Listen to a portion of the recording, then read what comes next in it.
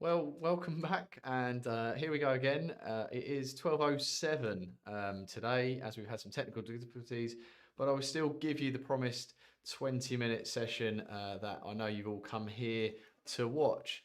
So this week I'm going to be talking to you around setting up your portal. I'm going to be talking and showing you around a free portal because what I'm hoping is that anyone that watches these sessions can go across to HubSpot, grab a free portal, and kind of take in everything that I'm showcasing.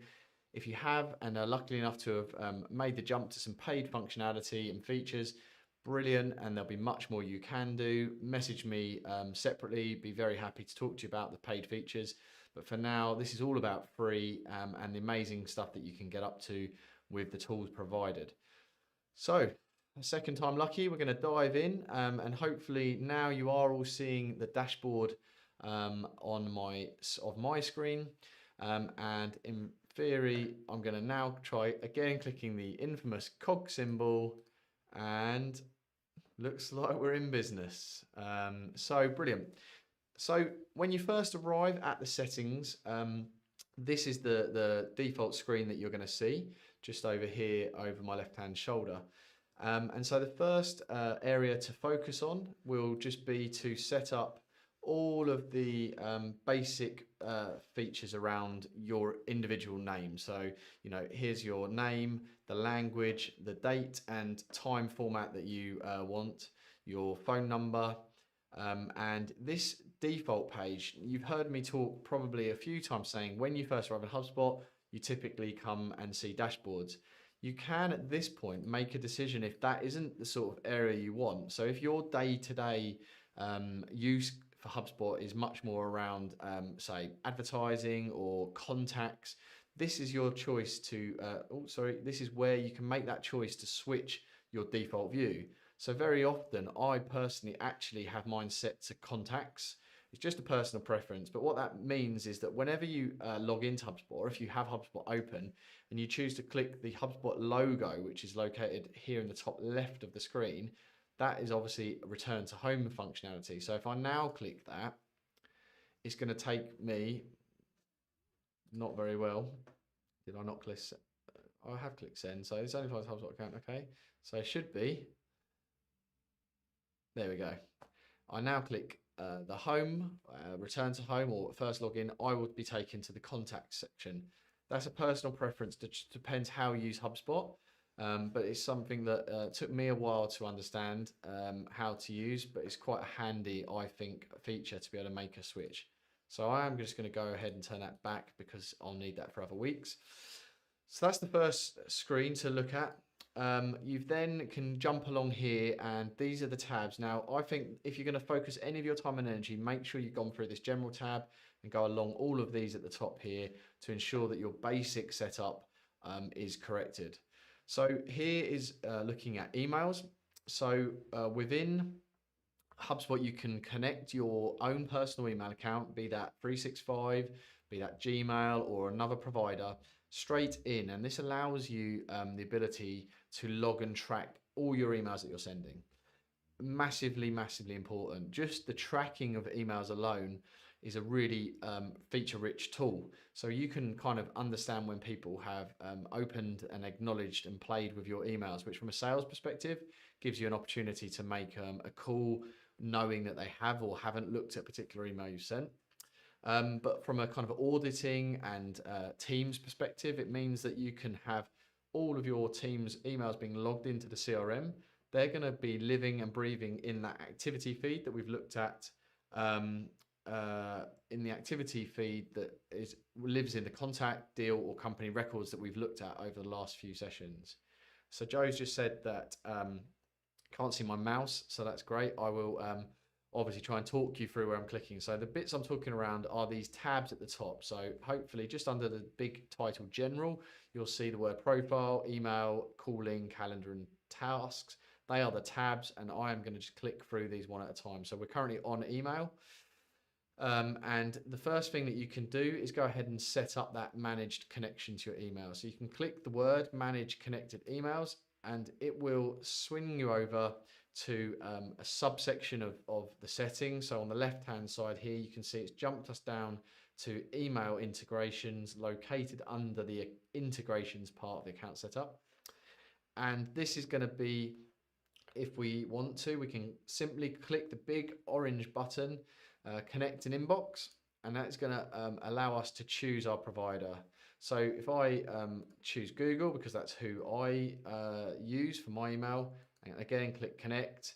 There's some stuff here which basically probably says that we're giving away our live. But anyway, I trust everybody because Google and HubSpot are great companies. So I'm going to click continue. It's going to ask me what email address do I wish to connect. So for this, because it's a portal for How Do, I'm going to simply collect my How Do email, and I'm going to load my password, which is stored in LastPass. Another top tip, LastPass is an amazing password management tool. If you manage massive amounts of accounts or passwords, highly recommend it. You can share it with teams as well. Another little software plug, but I love software. So we're just going to go through, and it's telling us now HubSpot wants to access my account. This is the account that I'm going to access that I've highlighted. It's going to be allowing HubSpot to view and manage my messages, send emails on my behalf, do all of these other things. But yeah, I'm going to allow that. Really simple there. So if you use Google, if you use 365, it's basically the exact same setting. If you have an IMAP or kind of third-party email, it can still work, but you just have to know your settings. So you can now see that I am now hooked into HubSpot with this rob@howdo.consulting email address, because this is my HowDo portal, which will now mean that whenever I create or compose emails in my Gmail account, I'm going to have the ability to tick a box and log those straight into my CRM. Now, this is something that you can do by default, and it's something that you can undo if you don't want that to be done. So if I go across to mail.google.com, it's probably going to log me into my final emails. So I'm just going to switch accounts very quickly over to How Do.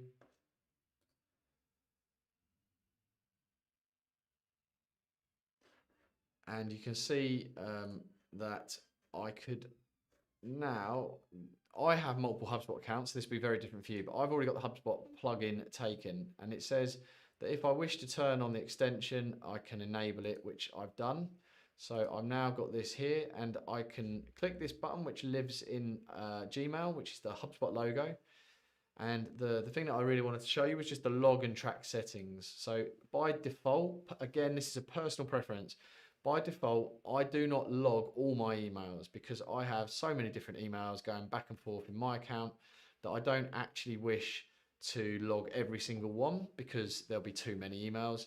I track every single email. So this is where it's going to, if you show here, it's going to track your email to see when a recipient is opening and engaging. That should definitely be left on. That is such an amazing tool to know when this is taking place. But the log email is physically going to log every single email you send against the contact record. If that contact record doesn't exist, it's going to create a new contact record automatically for the email address. And it will pre-populate with as much information as it can get from the Insight database that we've discussed in the past. So again, my preference is to not. I tick the box myself when I want to log one. So if I go to compose a new email, you can see by default track is ticked just here, but log is turned off. And then if I chose somebody that will be in my database, which I believe should be, I know, can't even spell my own email address. You could just see there, hopefully it was quite quick, but this is, HubSpot is checked against my CRM, and it knows that this contact, Robert We Are Finally, does exist in the database, and it's giving me the ability to select which records I wish to log to. So if I now tick that I want to log this email that I'm about to send against Rob Dando as a contact, I can tick that. I can tick a company and a deal, and if there are numerous deals against the contact, you can pick which deal. So that again is your personal preference as to where you want that email to live. So I'm just going to log it to the contact records for demonstration purposes and put this is a demo email, testing, and click send. So I've just written an email in my day-to-day Gmail. And if I jump back over, because we have gone ahead and connected it up, I can go to my home, go to contacts. You'll see the contact record for Rob Dando with the email address, Robert We Are Finally. So we dive into this. We can go to emails, and it didn't work because it wouldn't, because it's live. So let's just refresh and see if it's got a chance. No, perfect. I think I know why, bear with me.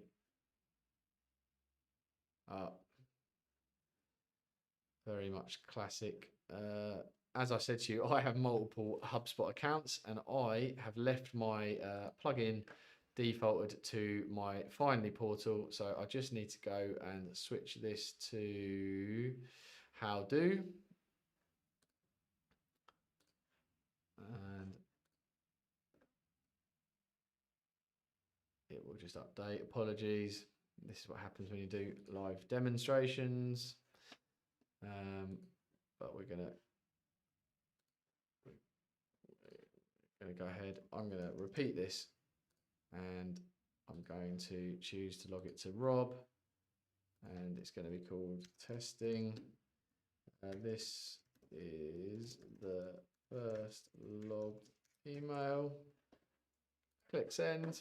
Fingers crossed this time, guys. When I refresh this contact record, go to email, we still don't have an email. Okay, I'm going to give up at this point. Yeah, it should connect. It probably has connected, but I don't want to waste time constantly checking the settings. Oh, there we go. Perfect. It has arrived. So it must have just been a slight delay. So you can see that email is now associated, and that was the email that we wrote.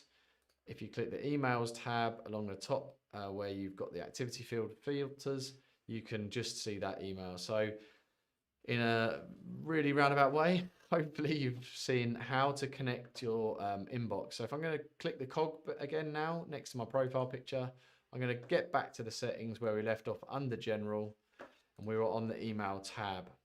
So what we've done there is we've connected our email box, which has allowed us to now send and log emails straight from our inbox across to the HubSpot portal.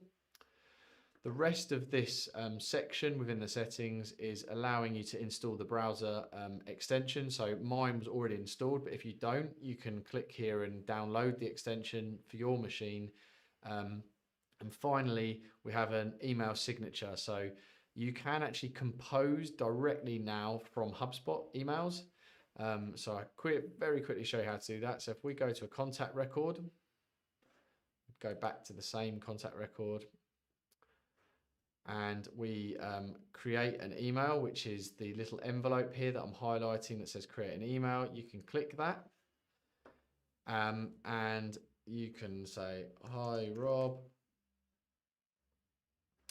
and you can send email. This is going to actually send here. It's going to use the credentials and settings that you've connected in that previous step, but it's going to come from within HubSpot. So as you can see, it's leaving, because we're on the free version, it's giving a bit of free branding to HubSpot for the privilege. And it will also add a different email signature to your default email signature in your mail program. And it's just something for you to remember. Much like if you use a mobile, you may have a different email signature. Just remember, if you send an email directly from within here, within HubSpot, which is just, if I can get my, using my weatherman appearances there, that button there, it will be a different email signature. And that was controlled by settings, general, and email, and then looking here about edit email signature. So I'm going to try and just dive through some other settings here, because there's a lot of them and we're not going to get through them all today. But calling is a new feature that HubSpot have brought in at different levels of the portal, and it effectively allows you to make phone calls from your browser through the CRM, which again will be automatically logged to HubSpot. You can see the contact record and dive in and connect. So you can connect that up. Calendar. Calendar is another setting that I think you should jump on immediately. If you're lucky enough to use Gmail or 365, this is a really simple process. You would just hit connect, and it's going to follow that same wizard that we went through to connect our email, authorize your account, and then hey presto, your calendar will be connected. Why do you want to sync your calendar? The number one best reason is that HubSpot's meeting links. So I use these heavily, and you can set up different meeting links to provide availability for people to book directly into your calendar. Instead of having those back and forth conversations, oh, how does Wednesday work? I've got 2 till 4 open. By the time somebody comes back to you an email, it's no longer 2 to 4. They always choose the time that you've booked, because that's just the world. So what I do is I say, oh, thanks very much. Obviously, I'd love to have a chat. Here's my meeting link. Just find a time and date that suits you. And in my side, I can create different versions, so different meeting lengths from 5-minute meetings to 2-hour-long meetings. I can choose when I want to open up my diary. So I have certain times. Obviously, my diary is kept for internal meetings, certain times that I don't want a meeting to run over. So you can allocate slots and give those to people that you wish to talk to, and let them pick the slot that works best for you. There's no back and forth. They book in, they get a really nice email. They're then going to get an email reminder for that meeting. And from your point of view, you're going to see them appear straight in your diary. You'll get a notification that they've booked a meeting with you, and everybody's a winner. So certainly dive in here, connect your calendar. Your life will be forever easier. The last tab along this general settings is the tasks. And this is just simply a notification to say, do you wish to be reminded and create a follow-up task every time you complete a task in the CRM? So by default, that is ticked. Just depends how organized you are as a person, really. But you can make a decision. I generally tend to untick that, and I will manually do whatever I want when I'm creating tasks myself. I've got about 3 minutes left, so I'm just going to show you down here on the left. I'm going to jump down one menu to notifications. And this is probably the next most important area to start when you're setting up your portal. So this is where you can run through all the different settings across all the ways of accessing HubSpot. So by email, by desktop, which is the next tab along, other applications that you've authorized, such as Slack, and the mobile application. So there is a mobile app for HubSpot. You can go and grab that in the App Store. Again, sign in, and that will give you the ability to check things on the move.